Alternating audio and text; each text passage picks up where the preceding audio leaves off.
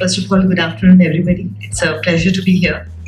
Uh, Dr. Patankar, Dr. Patkar, and Dr. Agarwal, they've been strong pillars in this journey of mine, and somewhere have been part of the beginning of this phase of my life, I would say, because it is a different phase. And my husband and we joke, we say BC and AC. That's before cancer and after cancer. It's like a different lifetime.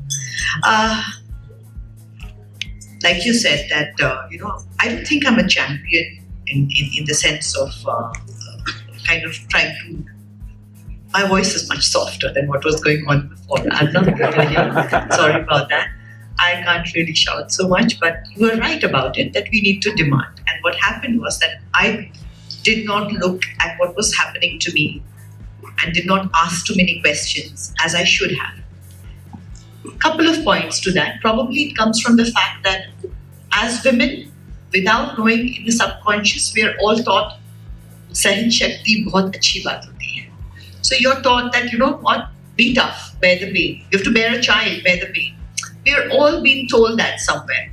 So you kind of internalize that, and you're always thinking that, you know what, I can bear the pain and you can go on.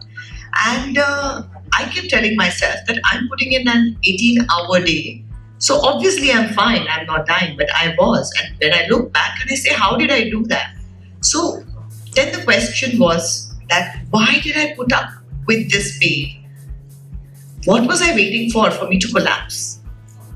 To understand what my body was trying to tell me. So it comes down to that the body was sending me signals. I was not looking at it as I should have looked at it.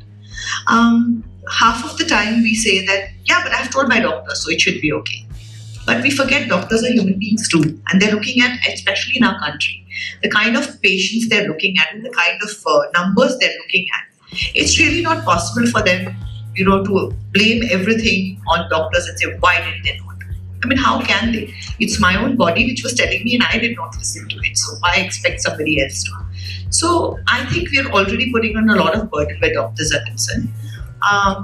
So that's where it started for me, not listening to the signals. Went in for a TCRE procedure, because these are the medical terms that I know of, and which here this room people will understand.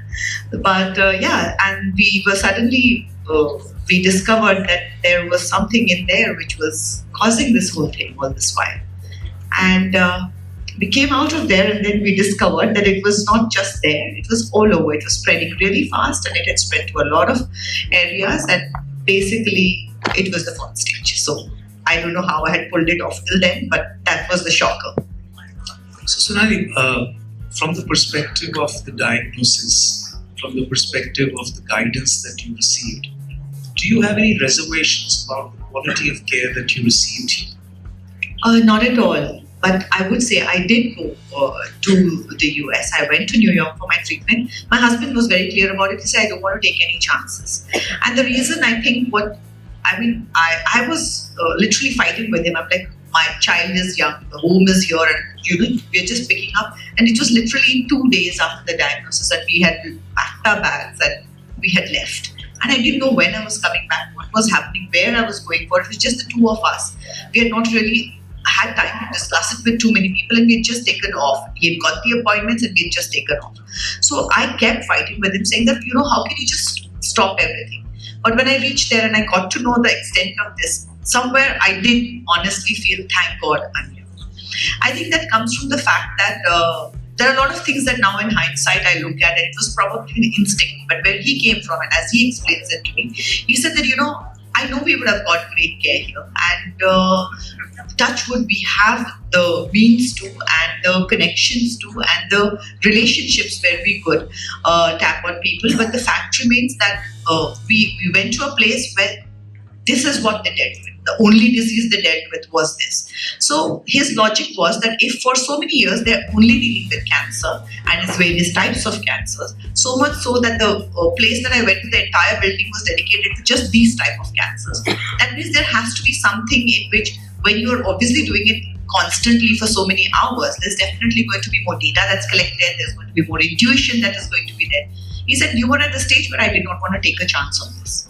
And what, like in his words, what he said was that I would rather say that, oh, I, overthought it and I overreacted, rather than later on feel that I should have done it. He said I did not want to take that chance, and that was the reason why we went there. So no offense, and